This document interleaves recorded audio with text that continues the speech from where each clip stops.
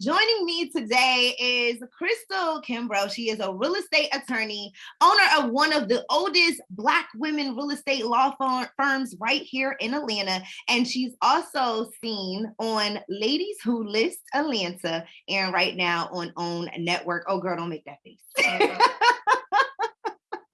How are you doing today? I'm doing lovely. The sun is beaming. I am moisturized. I am drinking my water and I am minding my business. You look blessed. You look happy. I am. Isn't that crazy? You look stress-free. Like, how is she so happy? Like, I am genuinely, but you know what? It comes from an inner joy. This kind of feeling doesn't come from outside circumstances. It comes from within. And so that's, I think, what's emitting, because ultimately I am a happy person and I'm confident in who I am. Nobody can take that away from me. Nobody can. And you're absolutely right. It's the joy, you know, happiness is a feeling that comes and goes, but in the midst of you being unhappy, when you have that joy, trust me, it overpowers every feeling that you. Isn't it crazy? It's almost like unpenetrable. Like it's just there and it doesn't matter what's coming at you and you could just take it and you kind of feel like Iron Man or something. I'm whole Iron Woman right Invincible, now. Right? I just call me Iron Woman if we can, just for the rest of this interview. I will call you Iron Woman. Yes, I will. So listen, let's talk about it, because right now you are on the show Ladies Who List. You, like I told you prior to us starting this interview, you know, I'm really proud of how you carry yourself on the show. We're going to touch on a lot of things in a minute, so we don't got to dab into it right now. But I just want you to know that I really admire how you are handling yourself in certain situations and circumstances with certain people. So before we get to that part, as a professional woman, an established Black woman, what was the deciding factor when saying, you know what, I'm going to go ahead and tap into this reality TV world and join Ladies Who List Atlanta? So, I mean, there's the obvious, right? I own a business.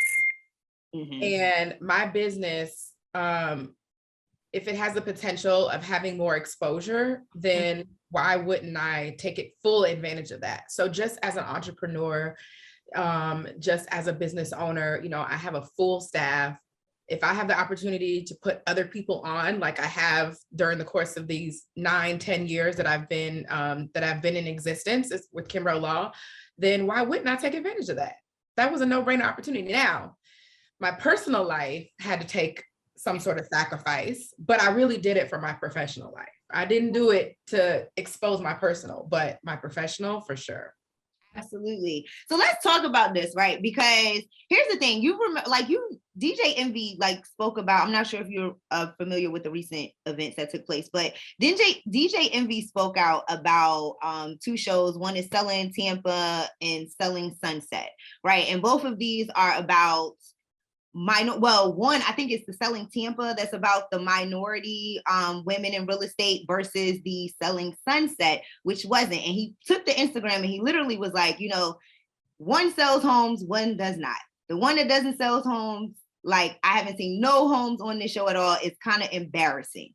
Okay. Now, with that being said, you know, the stigma that's placed around minority women coming together in this type of setting. Like we know that this is what happens when it comes to reality TV for minority women, unfortunately. So how are you, among the other ladies, navigating to assure that the negative connotation is not set around you all and there's no misrepresentation there's no misrepresentation that could potentially affect your business overall? Well, let me just say, I know some of the ladies from Selling Tampa, and I support them. I think their show was amazing. I think their show was entertaining. It did what needed to be done. And ultimately, like my show, you can't control what they edit. Right.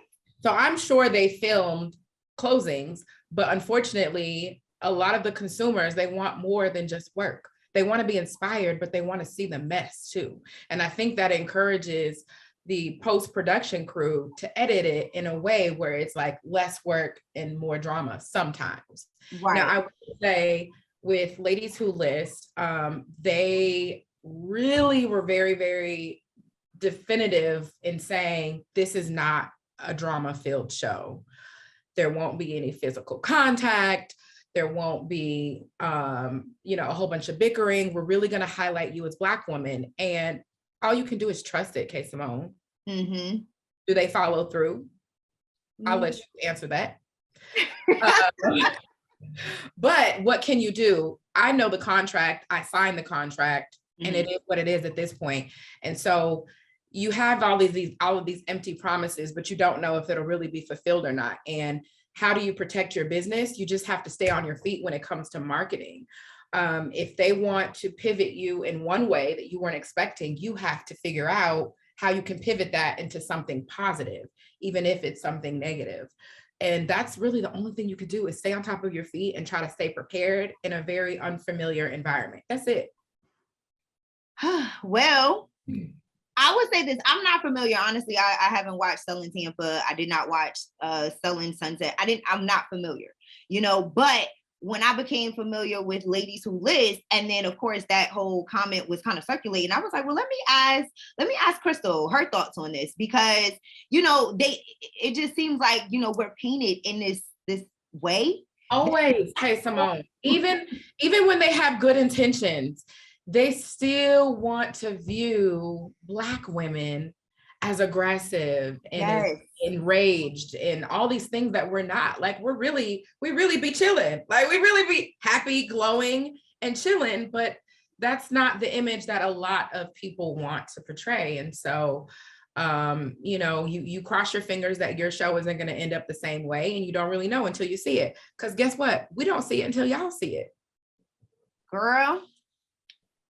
So you looking at the TV like this, I'm looking at the TV like this, because you see that, and I know you're going to get into it, but that scene at the end of episode 2 was a good 2.5 hours long.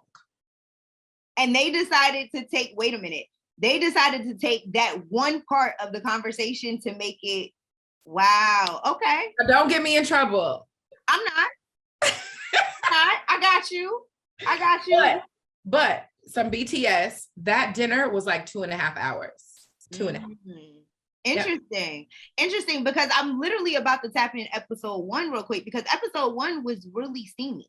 Robin came to you at Kimbrough's law firm to present this idea to bring the collective together and create, this real estate powerhouse. And then it just seemed like right then and there, Robin couldn't handle transparency. She couldn't handle that in that moment.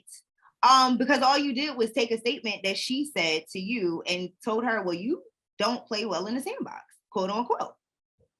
And then from there, it was like, I don't know what she heard or what she perceived, but I was like, I think that was a fair statement, especially if. That's a good question. What did she hear? Because I know what I said, but what did you hear?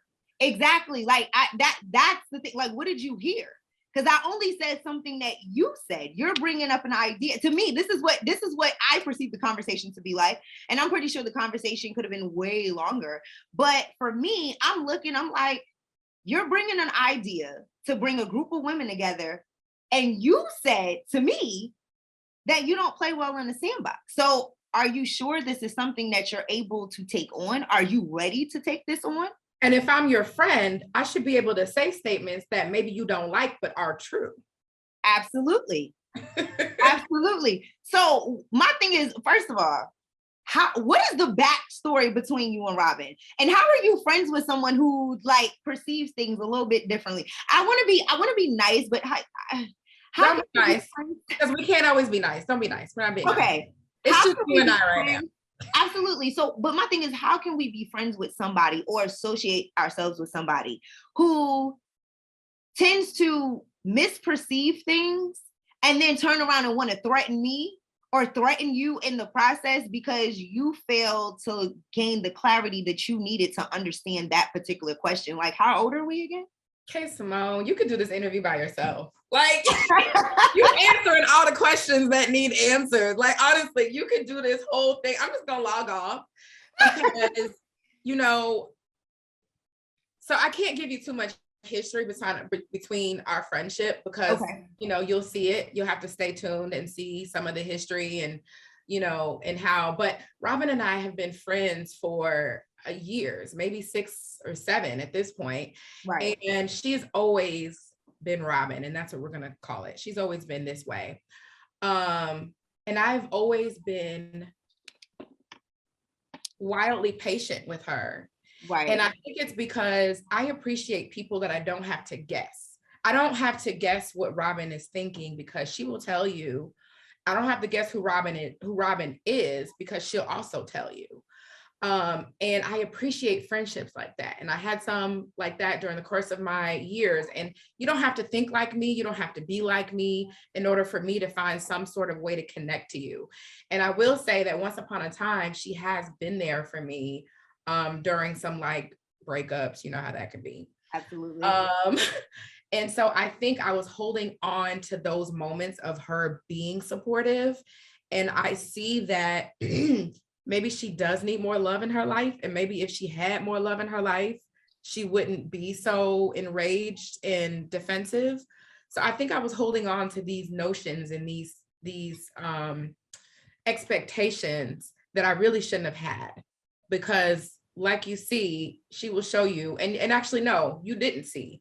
Because like I said, that was a 2.5-hour dinner condensed to maybe 5 minutes. And so, you know, I really should have consulted my entertainment attorney before I had this interview because what I really want to tell you is all of the back and forth that was going on between Kira and Robin. It wasn't Kira saying, "Why did you unfollow me?" and then Kira attacking Robin. That wasn't how it went down. And it certainly wasn't the situation where I was just sitting there. Right. And they just had my facial expressions and. Right. I think you can gauge my personality. If I feel something, I'm going to tell you. Mm-hmm. And I have no problem telling you. Just like I told Robin, you don't play well in the sandbox. Why? Because it's true. So yeah, you know, in life, friends have seasons. And sometimes that friend was a friend to you in that season. And then sometimes the seasons change. And you know what? I can definitely agree with you because I was, you know, I literally just had this, you know, moment with someone too. So I resonate with that to a whole different degree, you know, somebody that was like literally there for me through everything. And it felt like, you know, in a moment in a time where I really could not be there for that particular individual, it's like, out of all the times that I have shown up for you and you have shown up for me, this one particular time, I couldn't be there for you. It's like, this is the end all be all, you know? And then it's like, but I had to come to terms and understand and, you know, just respect that I value what we had. I will always cherish you for what we had. And if we go back to where we were, that's fine. But if we don't, that's fine too. K.Samone, listen, I am notorious for saying, I forgive you, but we're not moving forward as friends. I am notorious. And that's what I view as setting boundaries. And I can forgive you and I can understand your point of view, but not want to move forward with you. And that's it. And that's okay. And, you know, and sometimes what we're also taught when it comes to boundaries, setting those boundaries, right? What we're also taught is like to feel bad or, you know, not like feel bad for the decisions that we make, you know, not standing firm in that decision. We kind of, oh, but did I have to be, was I mean? Or like you question those things. You do. You know, and at the same time, I think, you know, the more that I grow and the more that I elevate and evolve, it's kind of like I'm no longer questioning the decisions that I made that are beneficial for me. It's okay to be selfish when it comes to me, you know? I hate those people that are like, why is this conversation all about you? Because this moment is about me. You know, like this moment is about me. You made the moment about me. And it's okay. And I've found, without naming any specific names, but I think you can use context clues, that a lot of what I was feeling didn't matter because you would constantly have to walk on eggshells and coddle so as not to make this firecracker explode. And it's exhausting. Like, it's very exhausting. I don't have any children. And so I don't wish to coddle you in this moment, and I don't wish to nurture you when you're behaving badly. Like, girl, no. And this show is not supposed to be about that. And you're trying to take it there. So if you want to go there, you're going to go by yourself. That part. Okay. And you know, oh gosh, this is interesting. This is like a good girls talk, okay? I almost have to remind myself that I'm being filmed. This is a great girls talk, because these are things that we as women, we really should be able to speak about, you know, and not be afraid, or not feel not feel reserved when it comes to having these type of conversations. These are real things that we need to talk about. And I don't always have the right things to say, which is why you hear me say triggered so much, because there were bickering back and forth, like way heavier than what appeared on the show. And so in that moment of her completely losing her cool and this other person that I don't know as well, just going back and forth, the only word that can come to mind was triggered. Yeah. And that's how it seemed. That's how it seemed. But no, I'm gonna be honest. It wasn't intentional. I just didn't know what else to say. What do you want me to do? Not only that, but it's like, so what we saw, what we see versus what actually happened. Okay, those are two separate things. But even in the moment, from the conversation that Robin had with you to the conversation that Robin had with the collective, it was like, sis, what are you hearing? Seriously, what do you hear? And this is not me picking sides. This is just me as a viewer, as an audience member, like, wait, how did you get that to this? K.Samone, I felt the same amount of confusion while we were filming. Like when we filmed the park scene, episode 1, and you heard me like giggle. Yeah. It was because in my head, I'm like, is she acting? I am so blindsided and confused by her actions. Is she legit acting? Because I don't know what this is. I don't know who you are. I know who Robin is. I don't know who you are. And this is the second time you're lashing out at me now. Yeah.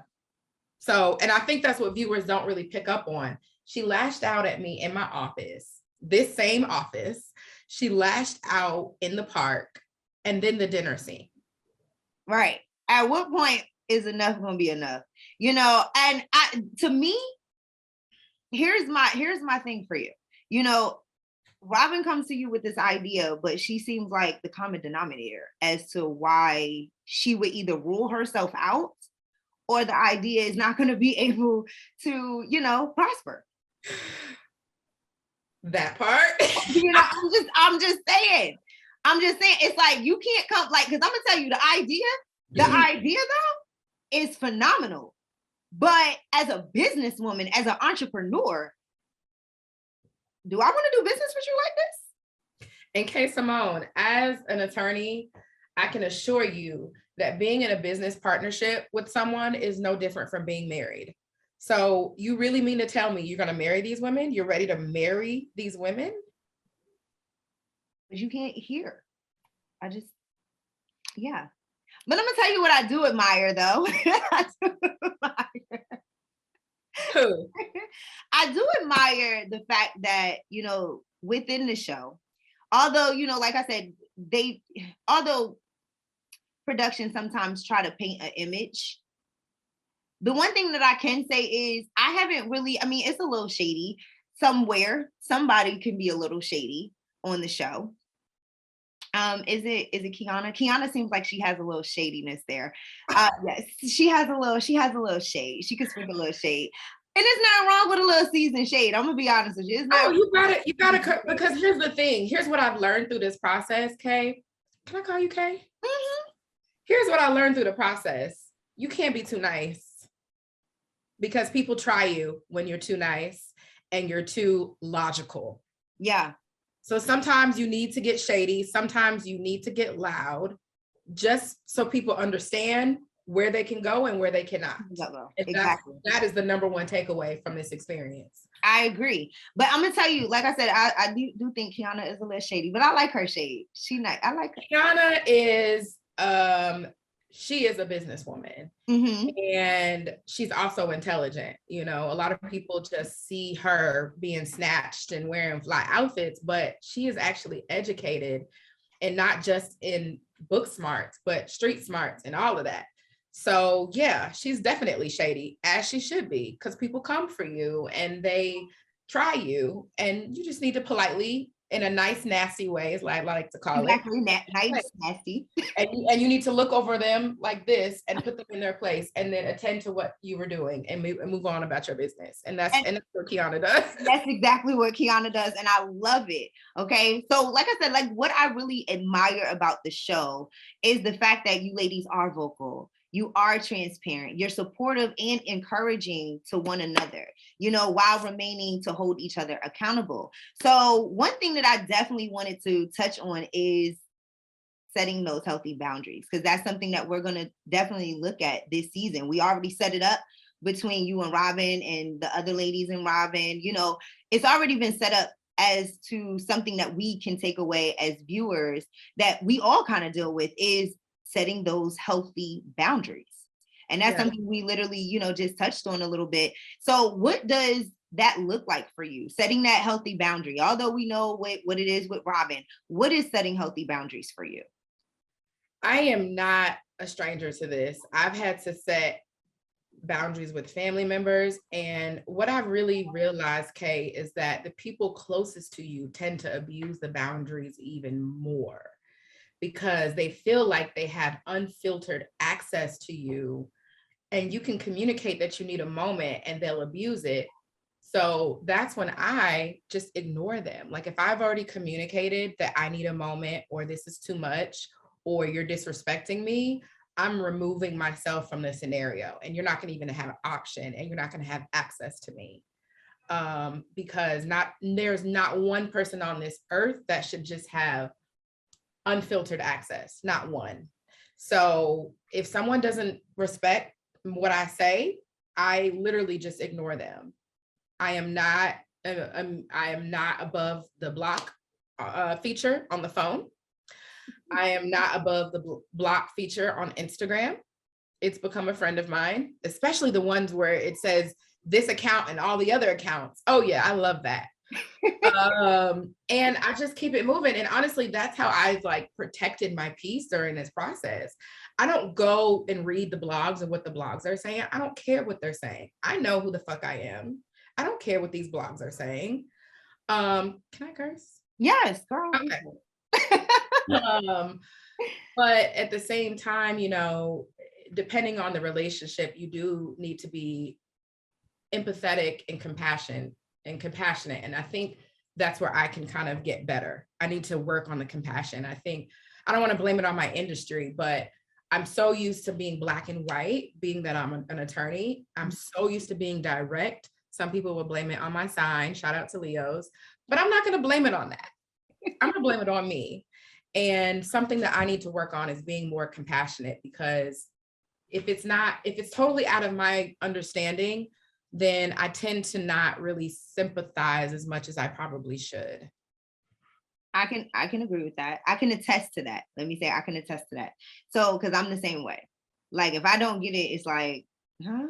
Like, you know, like what? What's the problem? What's the problem? Like, you know, exactly. So I definitely can agree to that part. For me, when it comes to setting those boundaries, is respect what I say and not be combative about whatever decision that I make. That is number one. If I say no, respect my no. Just respect that. Like I shouldn't have to give an elaboration. I shouldn't have to give you any type of clarity or like if I say no, just respect the no. That's it. Respect the no. Respect the no. Okay. No is a complete sentence in my book. Okay.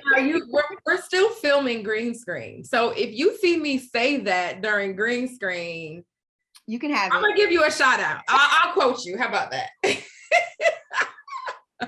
No is a complete sentence. Yeah. Or leave it. Okay. You know, so setting those healthy boundaries are really, really important, especially like for you, you had a wonderful upbringing. According to the show, you grew up really pretty decent, you know, and a lot of us, A lot of us, like our upbringings, like we did not understand boundaries because our parents didn't really understand those boundaries. You know what I'm Now, saying? we were still Black now. So there was no setting boundaries really with your parents. Like you couldn't lock the door, your bedroom door. Oh no, honey. Oh no.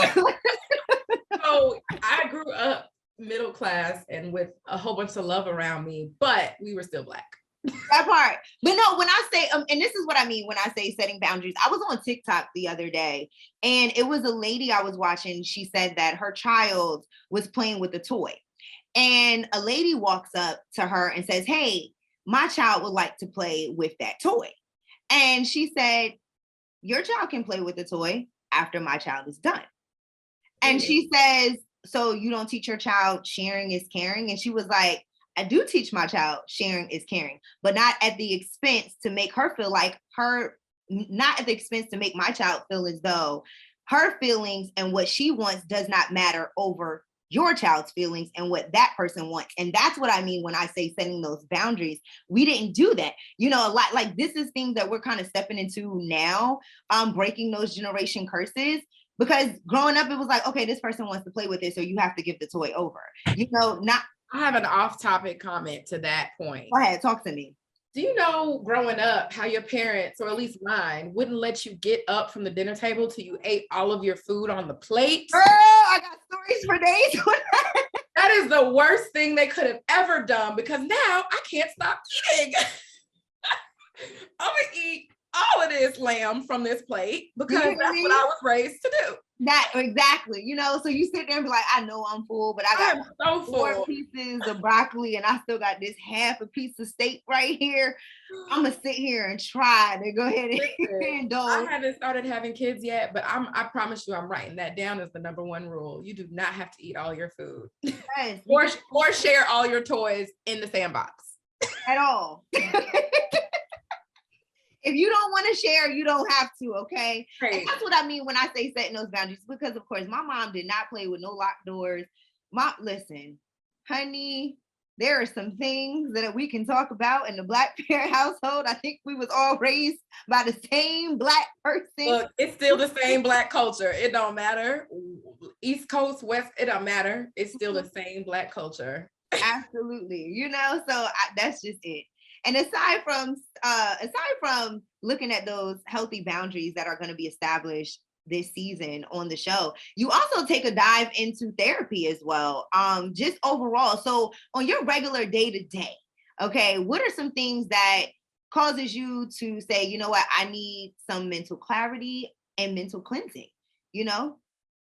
You know, the part that really triggers me, and I hate to keep using that word, but there's no other way to describe it, is when people don't say what they mean. And what I've realized is I can identify when someone isn't saying what they truly mean. And I try to work with them to and so I say, is this what you're trying to say? And then and sometimes that can be received as being like arrogant, but really it's me trying to understand you so that I can address whatever your concerns are. But if you're not accurately communicating, or if you're not even able to identify what your concerns are, let's start there, then I certainly can't help you. I can't, and I can't really be friends with you, and I can't communicate like effectively with you, none of that. So a part of the doing the work for me is just being able to identify what sets me off. And that's what triggers are. Exactly. If I know that gaslighting is going to set me off because it's very clear on what the facts are, but you're attempting to get me to believe that the facts aren't reality, that's going to be a trigger for me. And I know it though. So I know, because I can identify what my triggers are, I can kind of control my reaction and not explode on someone. And you know what, that's important.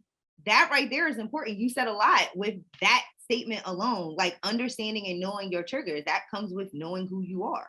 And, going back to Robin, you can kind of see that it is a disconnect with who she is versus, well, I don't know her in real life, but based on what I do. So let me tell you what happens. I think when you get to a point where you identify, because we all have been traumatized in childhood, right? Like no matter how great your parents were, I think I've said this on the show too.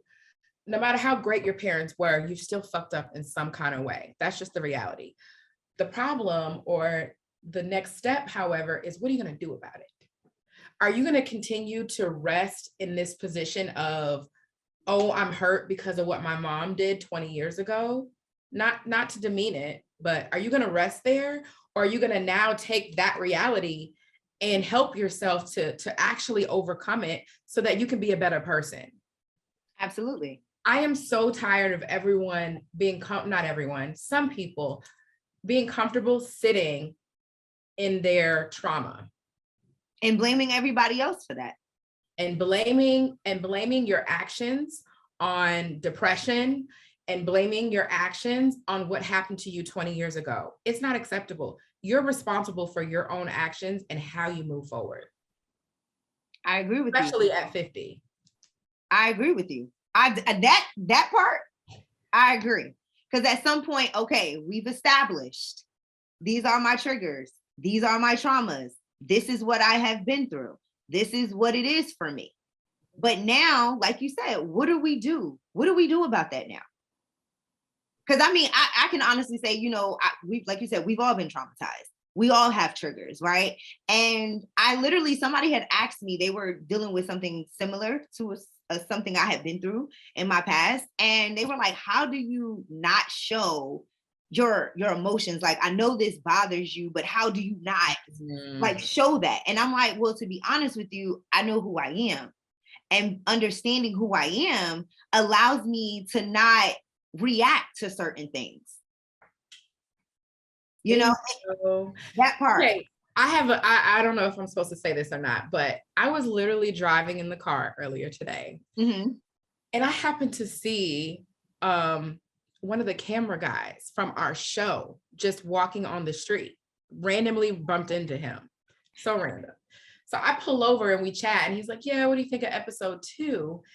And I told him, and then he immediately said, how could you not be pissed at episode 2? The way they edited you. Yes.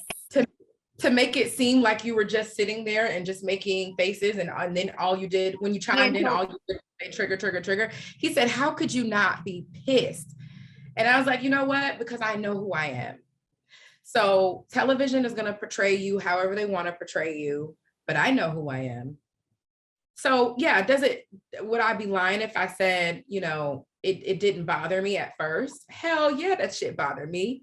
I had to talk about it for a good 48 hours. But after that, just give me 48 hours and then I'm done. You know, I was taught to, when I have my little vents and rants about certain things, I was always taught, beat the dead horse, give yourself, you know, just a few times to beat the dead horse. And now it's like, okay, what can you do? Can you change the outcome? If you can't change the outcome, you need to move on. If you can change the outcome, you need to focus on changing the outcome instead of staying where that situation made you feel, you know? But like I said, it's crazy because as I look at life right now for me, it's like you look at certain things and you see people, and you look at older people. I know for me, I look at older people, I'm like, damn, why are you still at my age? It's like, I would expect you to act like somebody who is my age still acts, because the self-awareness is not there, the lack of self-awareness. That, honestly, that's probably one of the things that irritates me the most. If nothing else, that irritates me the most. I'm gonna tell you this. One thing's for certain. I am not going back and forth with someone who's not close to me, because you don't have the ability to get under my skin like that. You don't have that kind of control. So if you want to argue with me, I may engage, but after a couple of minutes, I'm over it. Right. Especially with someone who's half my age. That part. There's no reasoning with unreasonable people. Why are you wasting your time? And that goes both ways, actually, because, you know, this is no knock against Kira, but Kira, you know how Robin is. Why are you even wasting your breath? That part. You know, but Kira's 28 and Robin's 50. I just say this, like, I feel like, you know, once again, it's back to the self-awareness part. You know what I mean? Like, it's certain conversations, I'm like, you know what, this is so beneath me. You got it. You got it. But it really comes with growth, comes with maturity to understand what you will and will not indulge in. Like, that's just what it is. Like, I know, I remember, like, I moved here to Atlanta from Philadelphia, and accent. and when I was in Philly, like, I was a whole different person. Like, I would respond to you. I was so spicy. Like, I know I come on spicy now, but I was spicy. And so like I was spicy. And it was just like, I didn't even know I had a nickname at my old station I used to work for. They called me the firecracker. I didn't find that out till like literally like probably last year. That's what I call Robin. They called me the firecracker. And it was never because I lacked transparency or I didn't understand certain things. It was just the fact that I was too vocal, or I didn't know how to pick my battles. Sometimes, Kay, it's about tone. Mm-hmm. It's about delivery. It's about couth. Maybe it's not an appropriate time to say that then, but maybe this other scenario is. And I think a lot of that stems from insecurity.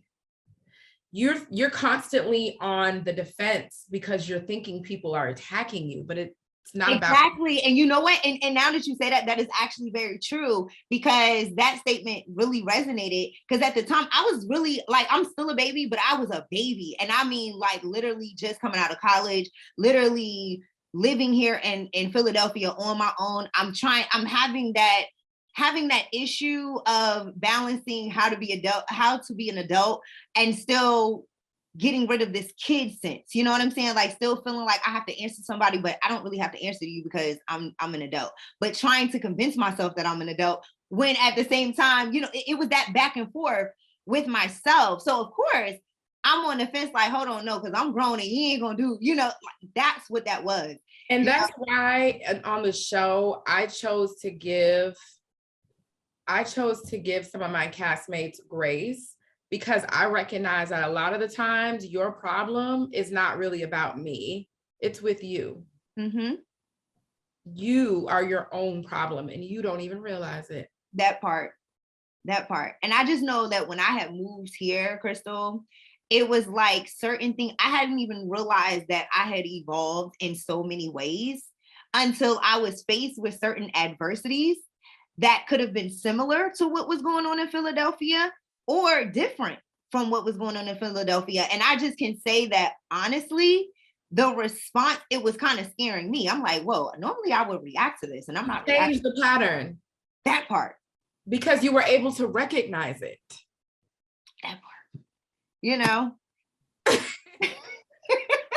you gotta recognize it. You gotta recognize that. And it's so cool that you literally said that sometimes that's an insecurity within yourself, because I can literally sit here and say every day I was battling that kid who literally like just graduated. Of course, I was on my own at the time, I had my own place, but I still have mommy, daddy, grandma still helping me in every aspect. And here I was taking this big leap where it was literally just me.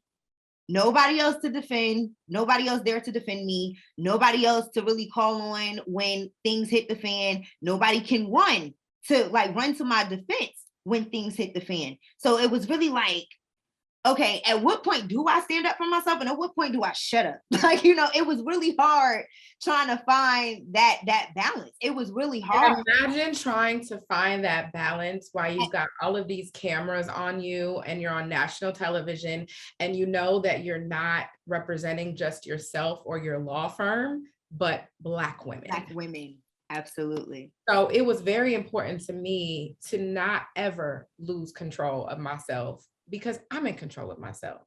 I don't care how enraged you are. Now, there's boundaries.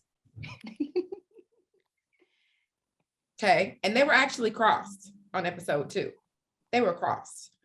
But you'll see, how it unfolds. And once all of the 8 episodes air, then we'll really talk. Absolutely. So with that being said, what can we look forward to in episode 3? Because now I'm super excited about it. Hey, I told you, they don't give us the tea. They don't? They do not give us the tea. So you have no clue what's coming up episode 3? So I have my hunch, and my hunch is that it's a continuation of the dinner and the aftermath of the dinner. So okay. I think you're going to get a lot of people chiming in about their opinions on how everything was supposed to go.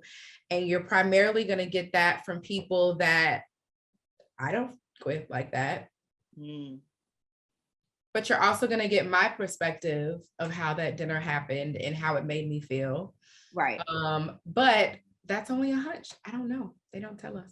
Absolutely. Well, I could say they gave us a preview. I know you saw the preview of what may happen on episode 3. And I don't know exactly who Robin sat with, but they were both kind of not in agreement with you saying, this is a trigger, this is the trigger, this is the trigger.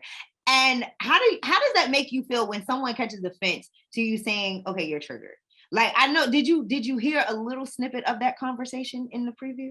I know who she was sitting down with. They don't show it on this preview, but I know because, we all talk while we're filming and stuff like that. So I know who she sat down with, and this particular person is not Team Cristyl. So, okay. So I don't really expect for her to say anything, in my defense or playing the devil's advocate or anything to that effect. But I can definitely, and let me just say this, I can definitely understand why hearing the word triggered would trigger you, but not to the degree that she reacted. But why is calling someone triggering?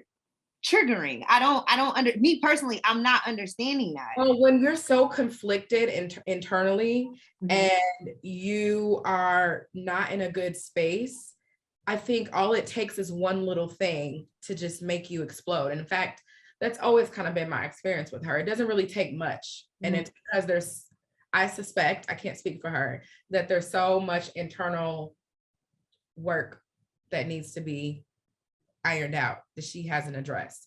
That's the only thing I can think of. I mean, I'm not a therapist. I've heard somebody say, you're not a therapist. Why are you trying to diagnose? Girl, relax.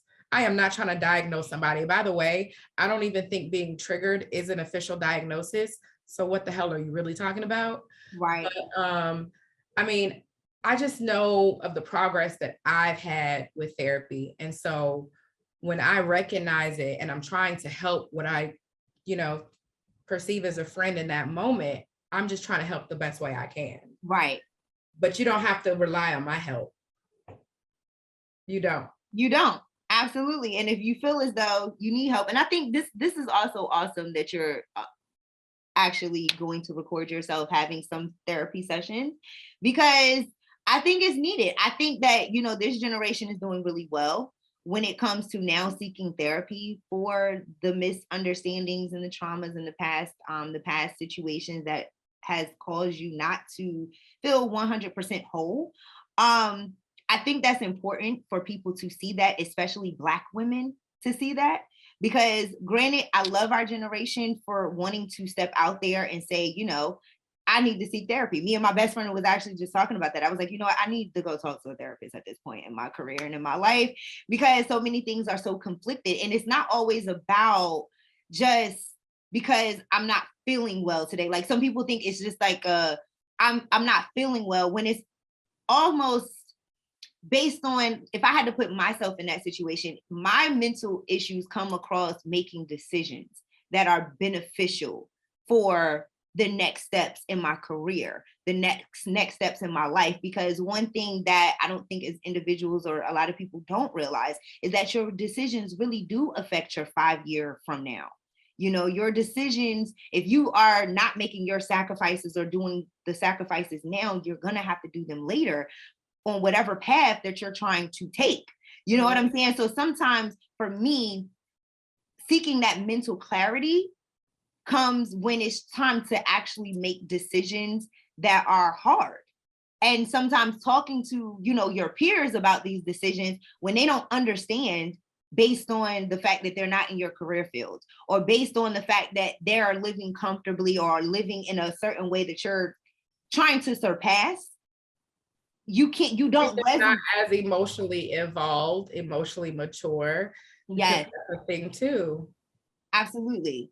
So it's just like some people are just not like you can't just talk to everybody because everybody really don't have the right answers, you know. And then you do have some people that's like, well, why talk to a therapist? I can go to God, you know. And yes, you can. Jesus is there. Yes, you can. Jesus is always there. Always. But the way these problems are set up, you probably need Jesus, you probably need exercise, and you probably need a therapist. And some really good, genuine friends. You need all of them. You need all of it. You need a good support system. You need it all, you know? And I think that's really important. And I really do admire that, especially for, like I said, for me, who's looking into, you know, getting a Black female woman therapist. That's just me though, you know. You will definitely see a little session. Like, I'm hoping some of it doesn't air because at one point in time, I did forget that the cameras were there. So I really hope they don't air the whole session. I don't think they will though. I think they're just going to air the part about Robin. So yeah, because I think it's still a form of secrecy that has, like, it's still a discreetness that has to take place within the therapy session, right? Or no? No, like my therapist and I, Chantel Cohen, she's amazing. We had a chat with what were safe things to talk about and what were unsafe things to talk about. Okay. The problem is I initiated some of the unsafe things in our conversation, just because, again, I forgot the cameras were there. But once you agree to that contract of filming, anything that you film is fair game. Okay. And so I'm sure the producers hate me because I would like literally pat them down if they tried to talk to me off camera or something, because I wasn't sure if their mics were still on. Absolutely. That's fair. And again, I think that's just the nature of what I do for a living. You know, I tend to err on the side of caution. But no, girl, that whole session is fair game if they really wanted it to be. Okay. We're gonna have to do another little interview after dark, and I'll tell you exactly. Oh, we will. Oh, we will. But I'm gonna be honest here. Like I said, Ladies Who List is definitely redefining the narrative, you know, as it pertains to how Black women are portrayed in reality TV. Granted, there is those discrepancies. There are those disagreements. There are those there is that. Like, there is those disagreements there, debates, arguments, however you want to put it. There are the controversy. The controversy is definitely there. It has to be there. I mean, and that's a part of reality though. Mm-hmm. Do you really think that, and you know, the Atlanta real estate market is so small, there are not a lot of Black closing attorneys. So of course, you know of me. If you don't know me personally, you know Kimbrough Law, you know, we're at, you know, 12th and Peachtree, and you know, we're like a luxury closing firm, you know that. But you may not know me personally. And so because there's some sort of history, and maybe there was something that happened years ago that hasn't really been ironed out, when you come together, the reality is, okay, now we have to do the work and iron this stuff out, and the camera caught all of it. And that's it. And I just, like I said, it's the accountability though, because it's the fact that no one is afraid to not speak up. How you choose to speak up and how you choose to represent yourself, that's on you.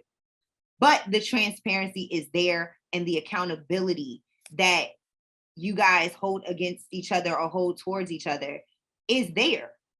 And that's not in a lot of reality TV shows. It doesn't matter how somebody actually decides to come off or how they're going to portray themselves, which is a reflection of who that person is and their character. But the overall thing is, there's not too many Black women on reality TV that's holding each other accountable in any type of way.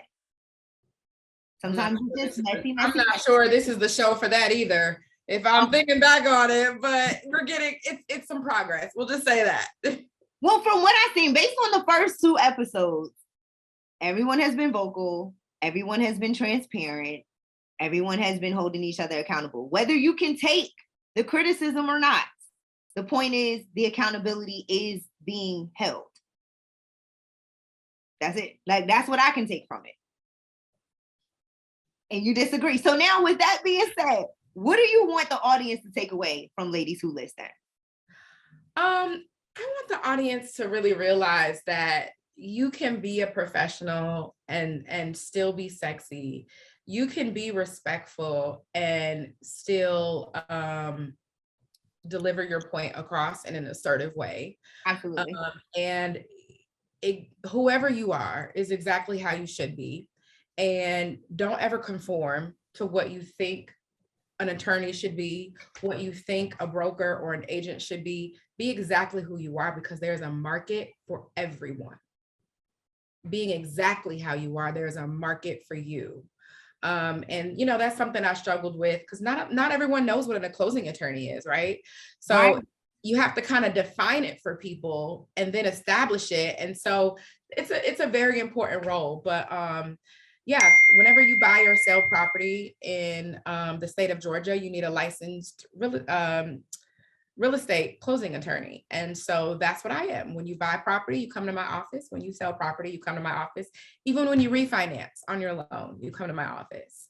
So a big part of why I decided to get into this industry and do what I do is to service people like you. You know, I said it on the show, and I'm very vocal about needing to celebrate Black property ownership, because there was a time where we couldn't. So in an effort to really celebrate people, we do establish a luxury, you know, experience with a high-rise building and, you know, any kind of beverage that you could want. And we're addressing you by name. You're not a file number. And that's because it's important to me that people feel special, because it is special what they're doing.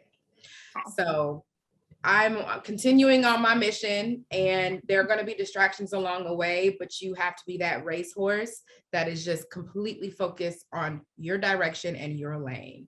Don't worry about what anyone else is doing. They're not you. Absolutely. So I like that. I like that a lot. And another thing I really did like about the show, though, it does show you the different aspects of real estate, because a lot of people, when you think of real estate, you're just thinking of the agent.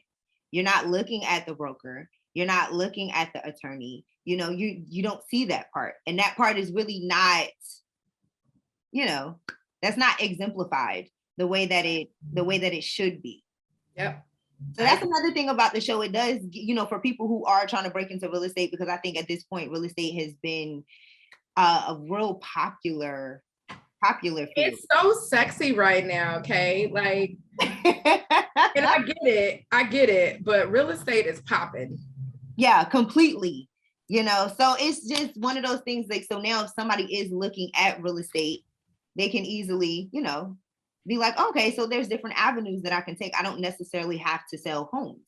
Yeah, and I think that's what's been a blessing about this experience is I've been getting so many DMs from, you know, attorneys that are now wanting to get in the industry and figure out how to also set a way for other people and build a staff, and how do you run a business and how do you scale a business. So I really hope that people take some sound business advice from it. Because one thing is for certain, every woman on this show has a legitimate, successful business. And so you can learn something from every single woman. Well, I love that. I love that a lot. And Ladies Who List is airing right now on OWN every Friday at 9 p.m. Eastern Standard Time. So I'm really excited about it. I can't wait for episode 3. I'm really excited about episode 3. Yeah. And for anyone that, you know, needs some advice, needs some guidance, even if you just want to send me some encouragement, you can find me at closingattorney_Chris. CRIS on all social media platforms, and also Kimbrough Law LLC if you want to keep up with Kimbrough Law, the real estate firm. Absolutely. Well, listen, I wasn't in the interview there, girl. Oh, sorry. Mind your business, Cristyl. Stay in your lane. No, I wasn't ending it there. I was actually going to switch gears. Okay. A little bit. Okay, so yeah, because we were so heavy talking about the show. Let's and a little bit. So okay. Do you like movies, you like TV shows and things? What are you currently watching and streaming right now? Ooh, you know what, Kay? I'm staying away from TV. Like, no, Okay, here's the thing. I am a low-key nerd. I am. Okay. So when I'm watching TV, I'm always trying to gain something. Now, don't get me wrong. I love like Sex and the City. That's a classic. I love Shark Tank. Like, girl, I fell in love with Shark Tank. I love, is it CB? What is it? NCB? The channel that it comes on? The network. CNBC. Is it? CNBC or I watch it on YouTube TV. I don't ever watch it live. Got it. See, I think it's CBNC, because if you watch the whole, like the network, they're talking about stocks. They're talking they have like a whole news set up that's based around stocks. And you're talking about, like, I've never known that I would actually really be, dang, Facebook went up, Apple went down. Okay. Yeah. Don't say that. I got a lot of Apple stock. Don't wish that. Don't put that in the atmosphere. No, it's been some while. I think Apple went back up, but the last time that I saw it, that's what was going back and forth. Facebook went down, and like, you know. So no, the range, it's a huge range, and I am a nerd. So you could see me watching Sex and the City. You could see me watching I Shouldn't Have Survived. I freaking love that show. It's about like being attacked by animals. I don't know. It's weird. I just always think maybe if I'm in the wilderness by myself, I'll know how to defend myself against a grizzly bear. So let me watch this show so that I'm better equipped. But then you can see me watching Morning Joe. I love Morning Joe. I love Squawk Box. And all of those are like news networks and business reporting type of shows. And that's how I stay ahead. That's how you stay ahead. And you know what? I like that. Yeah, I like that a lot. And I didn't get into it till I got older. I can say that. So in my early 20s, it wasn't my jam. But if I would have gotten to it in my early 20s, imagine where I would be today. That part. Okay. So let me say this. So when you're on your way to work, because I know you just said like you're really kind of nerdy. I understand that too, because I like TV though. I have to watch TV. That's the thing. Okay. I have to watch TV. But if I'm not like in a TV mood, of course you can find me in a book, listening to some jazz, sipping some wine. I'm like writing something, I'm doing something else. But when I do have those moments that it's time to sit back, relax, I'm all up into the TV. Yeah. No, I mean, I love the TV too. I mean, it's a way to escape. But if I really need a break, I'm going on vacation or I'm going to the spa. I love that. Where's your favorite place to travel? Africa. Talk to me about it. So I've only been to Kenya, and I went to Nairobi and Mombasa. And what I really, really appreciated about Africa is that it was a trip for everyone. They have the super luxury experience for people that just like to sit up in luxury. They have adventure, obviously, endless amount of safaris and animal encounters. And they just have an experience for every type of traveler. And I think the misconception about Africa is that you're going to be in cargo shorts and combat boots, swatting mosquitoes the whole time. And I'm like, no, that's not Africa. Not even close. No, when I was in Kenya, we were in this 2-bedroom hotel suite right on the Indian Ocean. And the beach was a white sand beach. I mean, it was just gorgeous. And we happened to run into a local. His name is Tony. And this man spoke 7 different languages. And I know he actually did because I tested him with Google Translate. 7 different languages. He lives in a hut with no running water, no any of that. And his village hosted a dinner for us. So they killed a goat in the traditional sacrificial way, which apparently is like painless to the goat. And they slaughtered the goat right then and there, and they cooked the whole goat on this open fire. When I tell you it was the best goat I have ever had, balls included, the best damn balls I've ever had. They were. I don't care who says it. I mean, it's facts. And then they had this liquor that was like fermented from a coconut. And so it wasn't like your traditional liquor. And memories like that are just unforgettable. And it was just beautiful. The hotel was gorgeous. The most expensive thing was just getting there. Yeah. So everyone out there, Africa is not just what you think. It is multidimensional. you can get something out of Africa, no matter what country in Africa you decide to go. I guarantee. It's so crazy to me, the perceptions that, you know, as Americans that we have of other cultures and other countries. Like Africa is so beautiful. I've never been to Africa, but I When have. we going? Huh? When we going? When we going, girl? You want to go this weekend? I can't go this weekend, but you know what? I don't know if they told you, but I like to just go. Spontaneously go. I heard. I don't know if I could do. You know what? No, because we canceled plans. We canceled plans. Hold on, because I was supposed to do a weekend girls weekend, but we canceled. Chris, we're gonna talk about it. I'm so serious. I will text you the number. Okay, cool. We're gonna do that because I honestly never been to Africa, but I know it's so beautiful. I've spoken to some people in Africa, and it's just so beautiful. And I'm like, you know, for people who do think that Africa is really the save a child for 10 cents a day, you know, that kind of thing. It's like how ignorant, how ignorant to think something like that. I was like, first of all, their common car, what we consider luxury, is like Range Rovers and Mercedes. That's their Toyotas and Nissans. Mm-hmm. Like, and you already know why that stereotype is perpetuated. Exactly. It's all in an effort to oppress. Because the more travelers Africa gets, the more wealth they're going to incur, which, you know, maybe they would overpower as the dominating, you know, continent, and other continents ain't having that. So they have to keep the perception. That's why, you know, this whole idea of AIDS being more rapid in Africa than any other, that's not true. Everything, according to the oppressor, everything happened because of Africa. I'm surprised that COVID didn't start in Africa this year. Like, this time. I think they said Omicron did, though. Oh yeah, they blame Omicron. Yeah, I think they said Omicron did. Like, literally. So, you know, crazy. And even though we're obviously removed, and you and I'm assuming you, but I wasn't born there. As soon as you go back, you instantly feel connected. Wow, really? Instantly. Yes. And then I even heard rumors of, Africans don't really care for African Americans. And so far from the truth. That's not my experience either. That's so far from the truth. So everything is brother and sister. And I mean, in fact, they thought I was South African until I opened my mouth. In Kenya, they thought I was South African, which was the hugest compliment, because I'm like, I look African.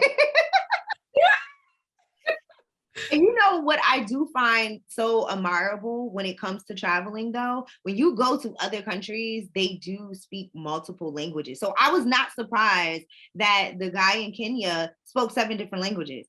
When I went to, because I'm gonna tell you, my favorite place is Paris. Okay, I'm trying to get my friends to go to Paris next year. We're about to gear up to go to Cancun for my birthday. So once we do that, I'm like, next year, I was like, after this, because everybody has literally elevated. My friends, we have been friends for over 10 plus years, graduated college together, everything together. And I was just like, you know, because we have literally all elevated in our careers in some way, shape, or form, and we are all making what we're not really there. We're like season 3, the way that my best friend kind of say it, we're season 3 of Insecure, like season 3. Take away my black card now. Just no, you haven't seen it. I have not seen Insecure. Well, we're at the brink of okay, we got this, we got the money thing going, we got savings going. Like, we're not in that college student just coming out of college struggling phase, you know? I know what you mean. I know you got a little bit change. You got a little bit change. Play with it. Yeah. We can, and we're making good financial decisions, and everyone is now like directors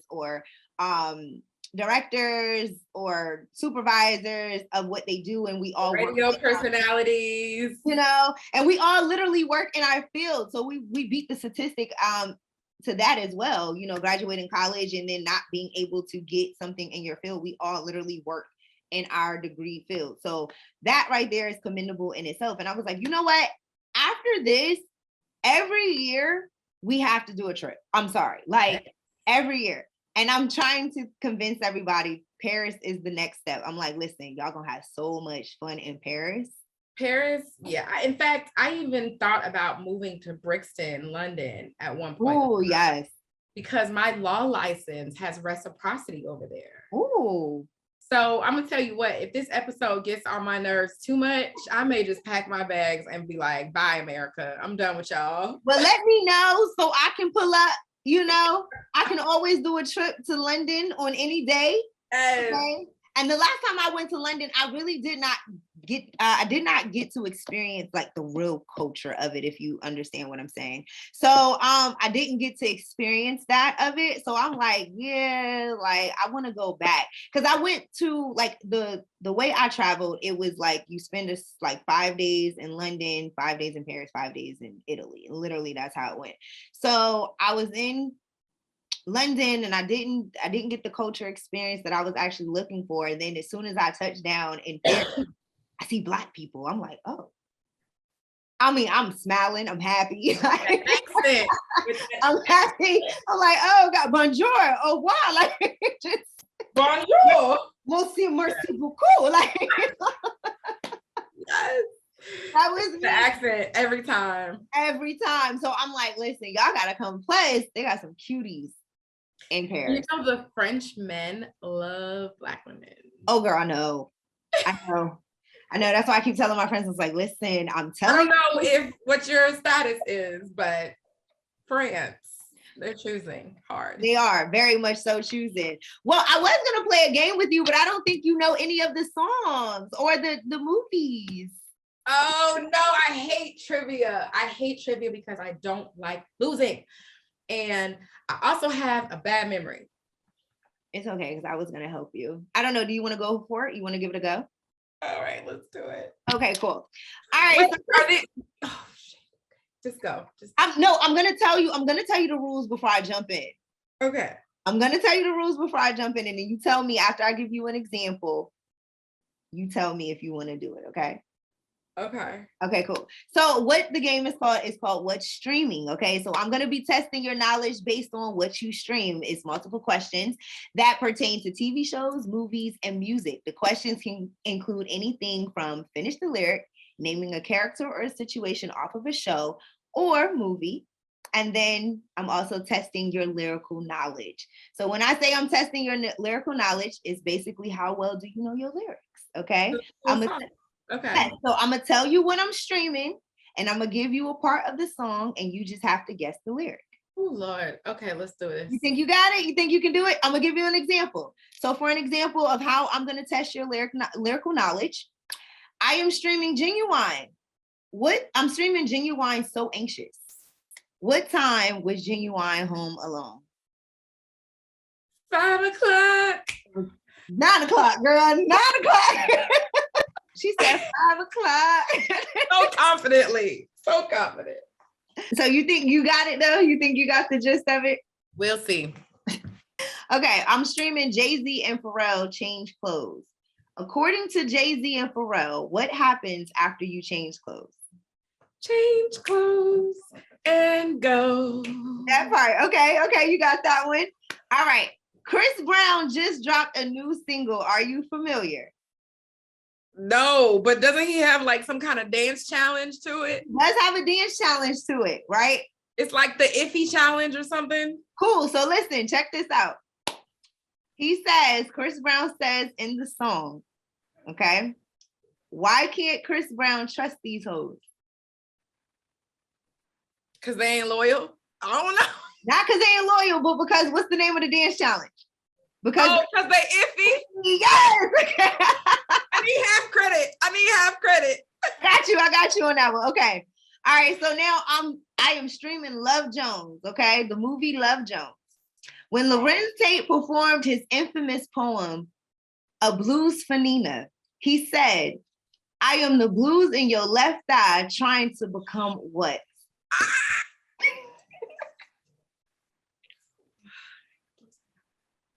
Trying to become the something in your right. What is it? What is it in the right? It's something. You got it. Oh, come on. He said, I'm trying to become the blues in your left eye. Wait, he said, I'm the blues in your left eye, trying to become the. You know what? My whole family is going to disown me. I don't remember. What is it? It's the funk in your right. Yes! Oh, okay. I'm streaming In Vogue. What it's going to be? What movie did that song feature in that stars Jada Pinkett? Come on, set it off. That part, yes. Set it off. And last but not least, okay, there is a new show that's airing on OWN right now, exploring professional Black businesswomen working in real estate, from producing brokers, high-profile attorneys, and luxury agents. What is this new show on OWN? I would like to buy a vow. Ladies Who List on the OWN network, premiering every night, every Friday at 9 p.m. And you did that. See, it wasn't so bad, was it? I'm a lose sleep over that Love Jones. I should have known that. Now, this is where I'm going to wrap it up. So where can everybody go watch Ladies Who List? So Ladies Who List comes on the OWN network. It's being streamed through Hulu, YouTube TV. If you still have cable, of course, the OWN network itself. So make sure you tune in and support us and help us encourage other women to change the narrative. We'll just say that. So please tune in to Ladies Who List every Friday at 9 p.m. And you can follow me at closingattorney_Chris on all social media platforms, and Kimbrough Law LLC for the premier luxury real estate closing firm. Absolutely. It's been a pleasure, Cristyl. Yes. It was like talking to a homegirl. Exactly. This was so fun.